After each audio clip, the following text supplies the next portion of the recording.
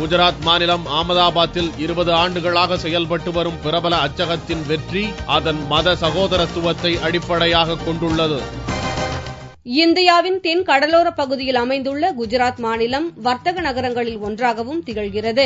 இதன் தலைநகர் அகமதாபாத்தில் புத்தக பதிப்பகங்கள் சிறப்பு பெற்றவை. முஸ்லிம் மற்றும் இந்து மதத்தைச் சேர்ந்த முகமது ரஜா மற்றும் மேகுல் ஷா ஆகியோர் இணைந்து 1992 இங்கு ஒரு பதிப்பகத்தை துவக்கினர். இவர்களின் சகோதரத்துவம் இவர்களின் பதிப்பகத்திலும் காணப்படுகிறது.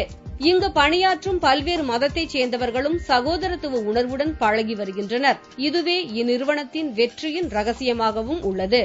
हम लोग करीब 18 साल से 17-18 साल से 92 से जब से यहाँ प्रेस स्टार्ट हुआ तब से हम लोग यहीं पे काम कर रहे हैं और सब मिल समझ के काम कर रहे हैं. सब हिंदू मुस्लिम दोनों कौम के हम लोग का हमारा कारीगर रहते हैं तो मिल के ही करते हैं. कोई भी त्यौहार हो तो हम लोग मिल के मनाते हैं. एक दूसरे के त्यौहार में एक दूसरे के घर जाते हैं. हमारा एक कोई कौम का धर्म का ये नहीं है. हम एक फैमिली की तरह यहाँ पे रहते हैं. हमारा कोई ऐसा ही नहीं है कि ये हिंदू है या ये मुस्लिम है.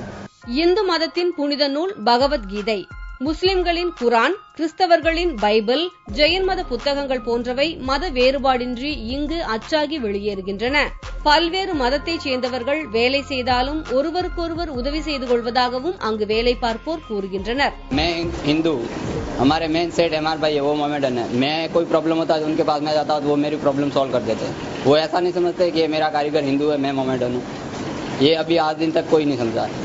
वो चीज हमारे स्टाफ में भी चल रही है आज दिन से. மத கலவரங்களால் களங்கமடைந்துள்ள குஜராத்திற்கு இதுபோன்ற வெவ்வேறு மதத்தினரின் ஒற்றுமை வேற்றுமையில் ஒற்றுமையையே எடுத்துக்காட்டுகிறது.